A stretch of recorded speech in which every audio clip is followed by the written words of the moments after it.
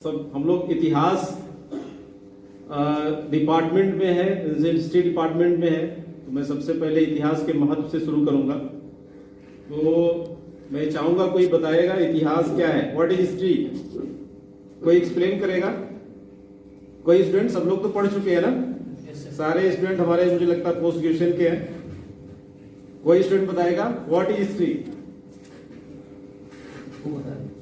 Please. इतिहास मानव अतीत का क्रमबद्ध पुरातात्विक अध्ययन है तथ्यों का। ठीक है, और कोई बताएगा प्लीज। इतिहास अतीत और वर्तमान के बीच एक संवाद है। वेरी गुड, और बताइए। बढ़िया, और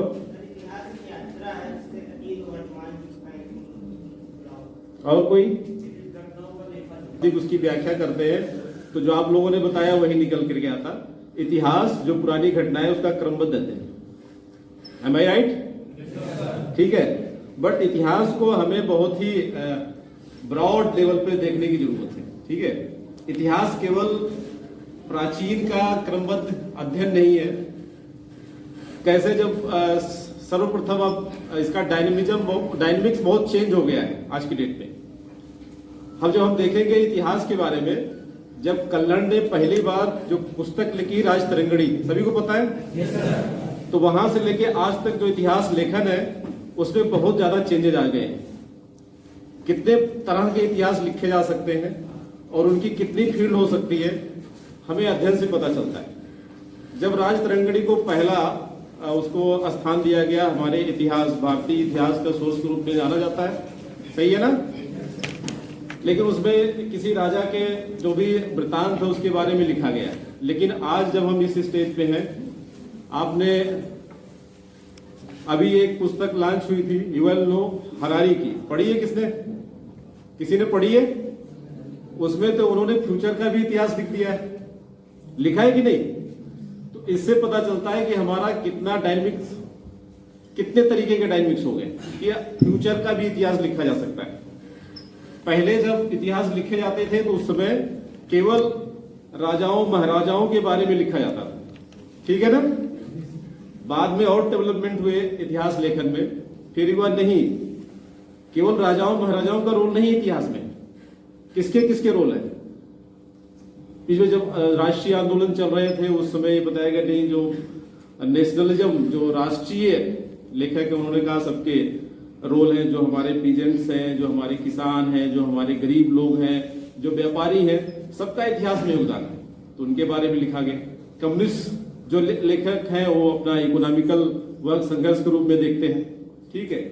और अब आवश्यकता है, जो युवल नोह हरारी ने लिखा, किताब में दिखाया कि फ्यूचर का कैसे इतिहास लिखा जा सकता है। अब एक नया चीज है, केवल ह्यूमन का ही इतिहास नहीं है, इतिहास सभी एनिमल्स के हैं, जीव जंतुओं के हैं। अब नया सिस्टम आ रहा है, हमें इसमें सोचने की जरूरत है कि हमारे इकोलॉजी का क्या इतिहास हो सकता है, उसका क्या फ्यूचर हो सकता है। हम ओवरऑल जब देखेंगे तो इस धरती का सबसे ज्यादा दोहन किसने किया है? मनुष्य ने। जब मनुष्य जो जंगलों में रहता था, होमो सेपियंस, उस समय सभी जानवरों के एक समान था।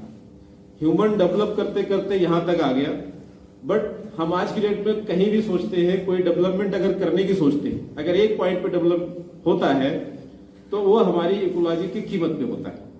तो हमें इस विषय में भी सोचने की जरूरत है कि हमारी जो इच्छाएं हैं उसको पूरा करने के लिए हम पूरा सभी चीजों को ध्वस्त ना करते जाए, नहीं तो फ्यूचर में हमें जो फ्यूचर का इतिहास लिखा गया है उसमें चीजें संभावना क्या हो सकती है, वो सब सारी चीजें बताई गई।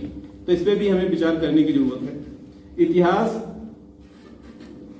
ये केवल इतिहास के दो पहलू होते हैं, हम सभी जानते हैं। एक इतिहास सब्जेक्ट के रूप में पढ़ना और एक इतिहास ओवरऑल, सही है ना? इतिहास सब्जेक्ट के रूप में जो हम पढ़ते हैं, एंशिएंट हिस्ट्री, मिडिवल हिस्ट्री, इस टाइप का जो पूरा क्रोनोलॉजिकल अध्ययन है उसके बारे में क्या है सारी चीज। बट आज की डेट में इतिहास का इतना ज्यादा डेवलपमेंट हो गया है, हमारे हर लाइफ के हर पार्ट में इतिहास की जरूरत है कि नहीं? अब जो कुछ स्टेट में हमने देखा, कुछ स्टेट में एक अप्लाइड हिस्ट्री सब्जेक्ट ऐड हो गया है। अप्लाइड हिस्ट्री सब्जेक्ट समझ रहे हैं? अप्लाइड हिस्ट्री, उसमें सारे जो सब्जेक्ट के उनकी हिस्ट्री पढ़ाई जाती है, सारे सब्जेक्ट की है। गणित का हिस्ट्री अलग है, साइंस का हिस्ट्री अलग है, इस टाइप की चीजें हैं। तो हमें इस से बाहर भी निकल करके सोचने की जरूरत है। एज ए इतिहास, जो हम एज ए इतिहास के विद्यार्थी हम और क्या सोच सकते हैं, क्या कर सकते हैं। जरूरत है आउट ऑफ बॉक्स थिंकिंग की। हमारा माइंड बहुत ब्रॉड होना चाहिए। हिस्ट्री का जो ये चीजें बनाई गई हैं, हिस्ट्री के बारे में आप लोग ज्यादा अच्छे तरीके से समझते हैं एज ए सब्जेक्ट, और प्रोफेसर क्वालिफाइड प्रोफेसर हैं, बहुत अच्छे प्रोफेसर हैं। इसके बारे में गहराई से आपको बताएंगे प्रोफेसर साहब लोग। और मैं अपने आप को बहुत छोटा समझता हूँ कि हिस्ट्री का आप लोगों को ज्ञान दूं। तो ये सब थोड़ी सी खाली चीजें उसमें मतलब एज ए रिकैप के लिए है, और कुछ नहीं है उसमें। अब इस हिस्ट्री का जो इंपॉर्टेंस है, कुछ विद्वानों ने बड़े मतलब अच्छे शब्दों में इसको बयान किया हुआ है। एक जो प्रमुख विद्वान है जॉर्ज संतायन ने ये लिखा है, those who don't remember the past are condemned to repeat it. मतलब जो अगर अपना इतिहास नहीं जानता है, अपने इतिहास के बारे में नहीं जानता है, तो उसको रिपीट करने का दोषी, रिपीट जरूर करेगा। Historical knowledge is indispensable for those who want to build a better world. जैसे हमने कहा कि हम अपनी पूरी इतिहास की पुरानी बातों को देख करके, अध्ययन करके हम वर्तमान को बेहतर करते हैं, और फ्यूचर के हमारे क्या रास्ते हो सकते हैं उसको हम करते हैं। फिर बेसिकली फ्यूचर को बेटर कैसे कर सकते हैं, उसके रास्ते पे चलने के लिए भी हमें इतिहास का अध्ययन करना बहुत जरूरी हो जाता है। ये आगे यूज ऑफ हिस्ट्री है, सारी चीजें। एक जो सबसे इंपॉर्टेंट आगे चलो, हमारे जो इतिहासकार लोग हैं, हम जो इतिहास के स्टूडेंट हैं, आगे ये एक हमको मतलब बड़ा अच्छा लगा।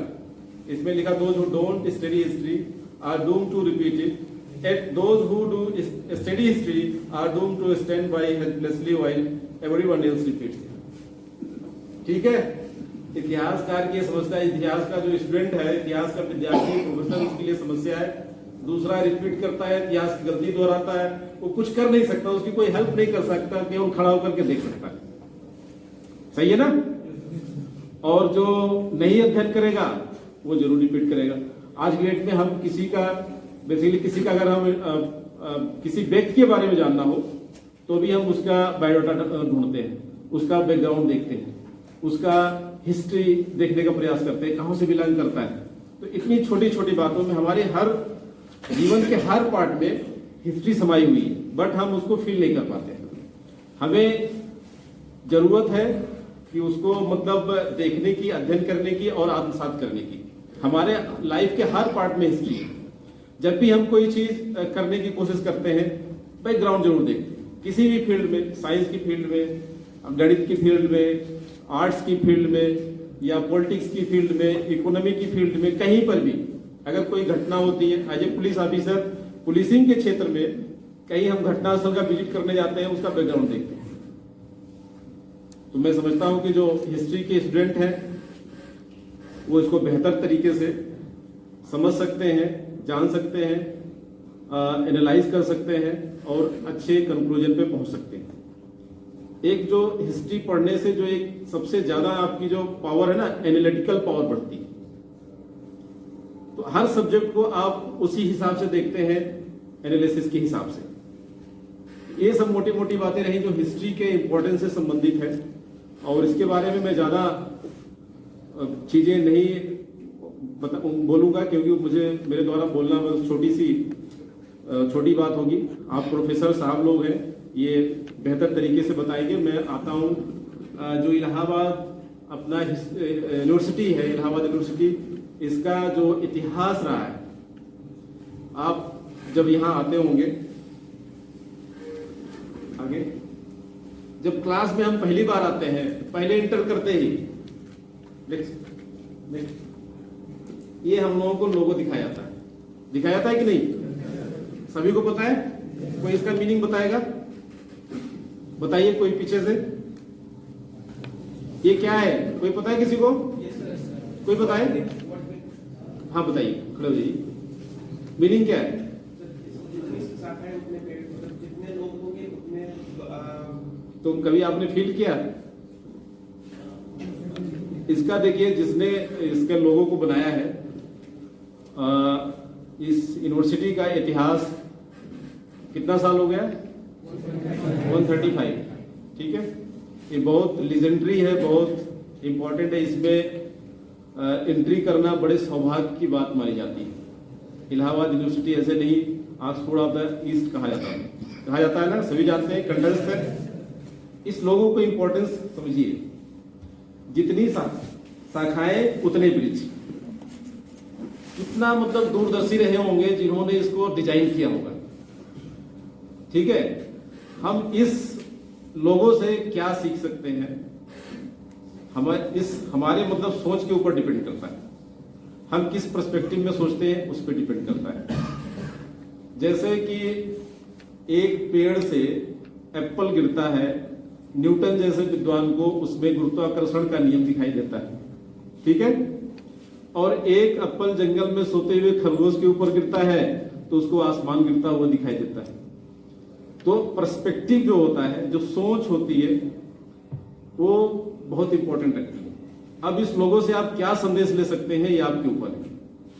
आप क्या अपने आप को इस लेवल का सोचते हैं, इस मुकाम तक ले जाएंगे कि जिस हिसाब से वृक्ष है, जो संदेश है, जो आपसे अपेक्षा की जाती है कि आप अपने आप में एक इस मतलब शाखा होते हुए आप एक वृक्ष बन सकते हैं कि नहीं बन सकते, ये सबसे ज्यादा इंपॉर्टेंट है। और आप में आपको उस एम को लेकर चलना चाहिए, वो आदर्श को लेकर चलना चाहिए, तभी आप चीजें हासिल कर पाएंगे।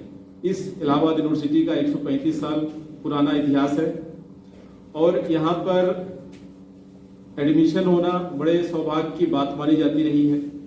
और यहाँ पे आप जब एलुमनाई का लिस्ट उठा के देखेंगे, मैं तो एक छोटा हूँ, मतलब यहाँ पे जो मैं आया हूँ एज ए IPS ऑफिसर एक है, उसके अलावा यहाँ से असंख्य एलुमनाई मिलेंगे आपको, जिसका अनगिनत है।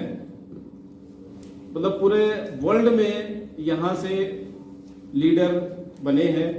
इसने इतने ज्यादा लीडर प्रोड्यूस किए हैं, आप इमेजिन नहीं कर सकते। किसी भी फील्ड में, आर्ट्स के क्षेत्र में, हॉलीवुड में, लेखन के क्षेत्र में, पॉलिटिक्स के क्षेत्र में, एडमिनिस्ट्रेशन के क्षेत्र में, या फिर सोशल वर्कर के क्षेत्र में, कोई ऐसा फील्ड नहीं है कि इस यूनिवर्सिटी ने दिया ना हो। तो आप सौभाग्यशाली हैं कि आप इस यूनिवर्सिटी के पार्ट हैं, इस यूनिवर्सिटी के सदस्य हैं। तो यहाँ से जो मैसेज है आपको लेकर जाना है और कुछ बेहतर करने की कोशिश करना है। मैं नहीं कर रहा हूँ सिविल सर्विसेज में ही आए, आपको किसी भी कोई भी फील्ड चुन सकते हैं जिसमें आप बेहतर कर सकते हैं, और बेहतर करिए। लेकिन टारगेट ये होना चाहिए कि आप उसको अंतिम परिणत उसको दें, वहां तक लास्ट तक पहुंचे, अचीव करें। ये नहीं कि रास्ते से बीच से निकल लिए।